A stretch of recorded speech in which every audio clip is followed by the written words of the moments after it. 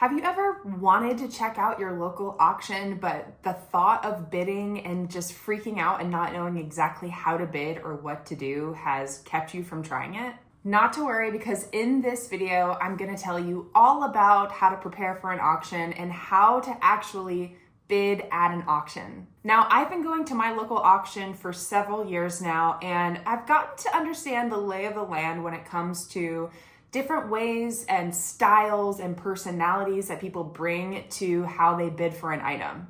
But before we get into style or the type of bidding style that might be right for you, let's cover the basics of bidding at an auction. So when you go into an auction, the first thing that you're gonna do is go up to the counter and get your bidding number. You're gonna get something on a piece of paper that looks a little like this. Every bidder at the auction has a different number. And if you're a longtime patron of that auction, more often than not, you have secured your own number so that you're the same number every time. This makes it really easy for auctioneers to quickly move through the auction, especially if that same bidder is bidding on multiple items. You don't have to wait for someone to hold up their number so that the auctioneer can see your number. And why this bidder number is important is because as the auctioneer is going through the auction and bidding off items, once an item is won, they're gonna call out the winner of that item through their bidder number. And typically, all auctions are a little different, but typically there's someone listening to the results of that auction who's going to be recording the bidder who actually won that item so that that item and the price gets assigned to your account. Now, once you walk into an auction, you're gonna get your bidder number. And this is when you're free to roam around, take a look at the items, and make sure that you are clear about the things that you're really interested in and that you want to bid on. Now, when the auction starts, the auctioneer is going to set up close to wherever in the auction house they're gonna be starting. For some auctions, that's on the tables of items. Other auctions, they might just dive right into the furniture. Other auctions, they might start at, cars outside or artwork that's being hung. It all depends on what's being sold that night at the auction. But once the auctioneer sets up and you know where they're gonna start, that is when you as the bidder need to figure out if you need to move forward and get as close to that auctioneer as possible to see the item you wanna bid on, or if you don't have any interest in any of the items that they are starting with, stay back a little bit and make room for bidders who are actually interested in what they're selling. Now, let's say the auctioneer is at a table and there is an item on that table that you're interested in bidding on. Here's what you do. There are gonna be helpers around that auctioneer who are waiting for bidders to tell them what items on that table they are interested in bidding on. So as the auctioneer starts to get going on a table, you're gonna signify to one of those helpers that, hey, I want to bid on this thing, right? When the auctioneer gets done bidding off an item, that helper is gonna hold up that item on the table and make sure that everyone around the table sees what's up for bid. So we wanna make sure that everyone has visibility, because some bidders, especially more expert bidders, are gonna stay a little bit farther back. They've already kind of assessed what they want, they know what they want, and they're kind of the sharks in the back, in the deep waters, if you will. And we'll go over kind of bidding styles and bidding personalities in a bit here.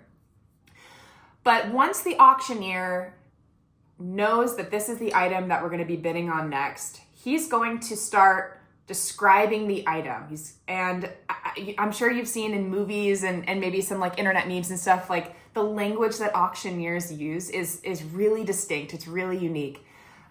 So basically what they'll start to do is describe the item. If an auctioneer is doing their job well, they'll go, oh, look at this. Wow, that's special. That's older than you think. Or, take a look at this, folks. They're trying to build excitement because there might be people around the table that maybe overlooked this item, but the auctioneer can convince them like, oh, actually, maybe you should pay attention. This item might have a lot of value. And so the next thing the auctioneer is gonna do is throw out a starting bid. Now, experts will tell you, people that go to these auctions a lot will know that that starting bid is always going to be kind of a high stab at the starting bid. And everyone who goes to the auction knows that if the auctioneer is talking about this item and he goes, who'll give me 50 for this, right? Who'll give me $50 for this? Everyone stays quiet. okay? Because what happens next when no one says, yeah, I'll pay 50 for it? The auctioneer comes down and starts at a lower bid. So you'll see this time and time again as the auctioneer goes through the table is, who give me 50 bucks for this? Who'll give me 100 bucks for this? Now, sometimes the bids will end up meeting or exceeding that initial number, which is just a game that we all play at the auction house. But you never throw out, I'll pay that, go for it, because you're missing the opportunity for that auctioneer to start at a lower bid, and maybe you'll end up paying less for it. So he'll call out the name, say, who give me 50 bucks for this, or whatever it is. Everyone's silent. He's like, all right, let's start at 20, or let's start at 10. And that is when the bidding starts. Okay, so the auctioneer has held up an item and you're really interested in bidding on that item. What do? Well, you need to signal to the auctioneer that you will place that bid, that you will meet that bid. And so what the auctioneer is going to do is call out a base price, and then as people start bidding, he's going to increase that price. Sometimes the increase is $5. Sometimes the increase is $10, especially if he knows the item is of value and we're going to get up into the hundreds or whatever. It doesn't make any sense to increase the bid only by $5 or $10 if we know that the item is going to reach, upwards of $500 or so. So he might go in $20 increments. So it changes depending on the item and depending on the auctioneer's style. So we've held up this item. I want this item, right? And I might have been the first person to signal to some of the helpers like, hey, put this item up for bid. I'm ready to bid on this. Or I could be someone lurking in the back that has always wanted that item and now it's up for bid. So now it's my turn to start bidding. You're going to use your bidder's card as your signal to the auctioneer. So when someone is holding up this object and he says, let's start at 20. Where's my 20? Who will give me 20? You can raise this flag up, and they keep it these bright colors so the auctioneers can actually see your card in the sea of people. You're going to raise this card up intentionally, and the auctioneer is going to acknowledge you and go, I've got 20. And then I'll put a clip here of the language that auctioneers use to kind of fill in the gaps between numbers here. But essentially what he's doing is saying, I've got 20, who will give me 30? And so there will be, if someone else is interested in that item, someone else will go 30, and they'll use their card to signal that first kind of, I'm in, I want to get in on this auction, I want to get in on this bid.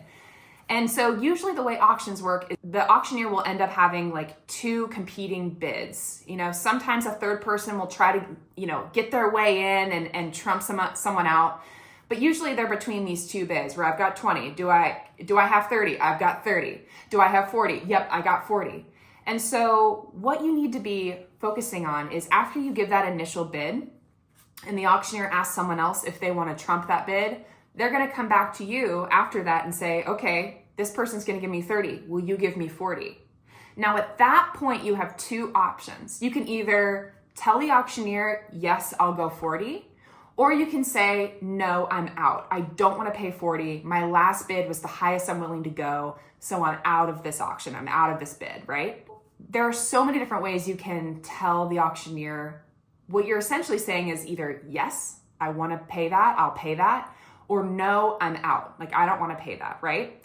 Now, there are certain styles that a lot of people who go to auction use, and this is all depending on again, their personal style and their preference, and also if they've been going to the auction for a really long time. The auctioneer will learn certain people's tells, certain people's yeses or nos, and that's just part of their job of understanding kind of the regulars, right? I'll show footage of me bidding on an item at an auction. You can tell that I'm doing a very subtle like nod and closing my eyes like yes, to say like, yes, I'll take that bid. And then you'll see me at the end here, I shake my head like, no, I'm done.